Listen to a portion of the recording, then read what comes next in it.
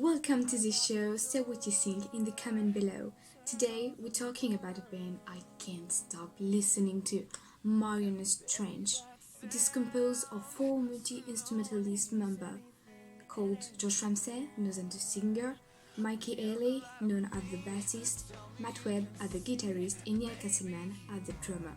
It was formed in 2001 in Vancouver, Canada, after the name of the deepest known sport in the ocean. After releasing an eponym EP, they signed at 604 Records their first album, Fix Me, in 2006. Start with the song Say Anything, which is a melodic song which fits perfectly for opening the album. It carries on with the second song called Decided Not to Break It, which is very catchy. All the concrete words around here, I'm a bad scene. I think it's swallowed it whole. You're the compromise, never falls through, never left behind on the breakdown. The seventh song, Shake Drum, is really vigorous and even have some screaming. In this song, Josh Ramsey shows us what he really is capable of. Through this album, we also discover what I called the multiple voices, but they are still very shy in it. It is a very catchy album and it's amazing with pop-punk vibes like in Skin and Bones. In 2009, they released their second album, Masterpiece Theatre, which contains songs who have reached the top chart in Canada. The first song, Masterpiece Theatre 1, we dive directly into the album. It is very catchy, it starts slowly, have good chorus, and then end with slight emotion. Perfect opening. All the runners of the want of a pop-punk opera album. And we can feel it beside you, which makes me feel like if I was listening to an 80 version of a song. It makes me shiver.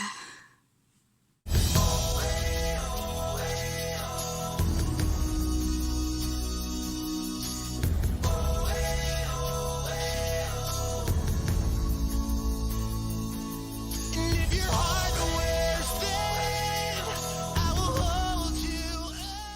The middle of the album, Masterpiece Theatre 2, offers us a break, followed by the amazing Sing Sing and Good to You, the ballad of the album, which marks a calm moment with the sweet voice of Jessica Lee. The album continues with the snappy song Celebrity Status and other astonishing songs, to end with Masterpiece Theatre 3, which concludes perfectly the album. Last, as its name say, this album is almost a masterpiece. Almost, because to me, their masterpiece is their other album, the second one. In 2011, Eve After started with a song of the same name, which introduced the entire album. Think it's sinking in. Days that I wonder where I've been. In picture perfect porcelain, but I won't lose the pen.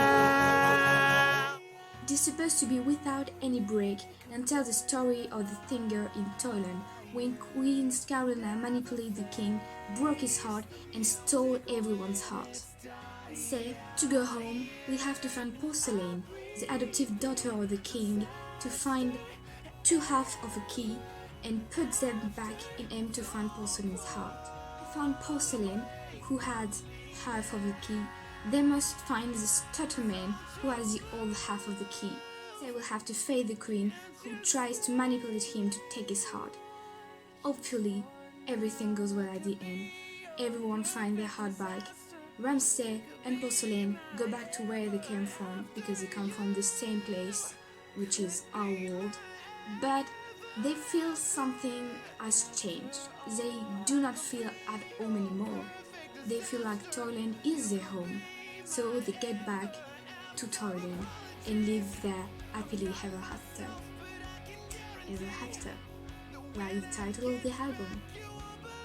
That is what the album is about. From Ever After to No Place Like Home, a 54 minutes long masterpiece. Problem is, after such album, you could only be deceived. But Josh Ramsey and his guy came back, and Josh said that he had lived ups and downs, and it's inspired this album. And clearly, hopefully, that, sorry to say that, but this album is incredible. While his life made him think of the cinematic, he decided to name the album after a film he likes. It's called The Goonies. So it's how was born Astoria. Astoria, I'm wanting ya. Not ready yet, not for ya. Don't wanna know my darkest lows, my blackest pitch. Murder of crows feels far from home, close to the Like the songs, Ramsey asked himself how he would have approached the song in the 80s. So to reach this goal, they used only vintage instruments. Only. Moreover, they wanted it to sound like a score movie. So the album is supposed to be wrote like a movie score. As usual, the first song introduced the album with a 7-minute long song, which fits perfectly to the score theme. They surprised us with a second song, which is a disco song, and they even add in the album a ukulele song called Dearly Deported, which contained a lot of songs references. On our album, we have different sonorities making me think of different artists from Van Halen to Michael Jackson. We have a lot of Michael Jackson in it. If you like Michael Jackson, you will like this album. As George Ramsey wanted to make the album as the movie score, we have a lot of instrumental music which are perfect and fits perfectly to the goal. 2019, they released their last album called Phantoms, which was inspired about travel in United States. I don't remember exactly what, but it is amazing. It starts with what I like from them, multiple voices. Do you hear me? Do you hear me now?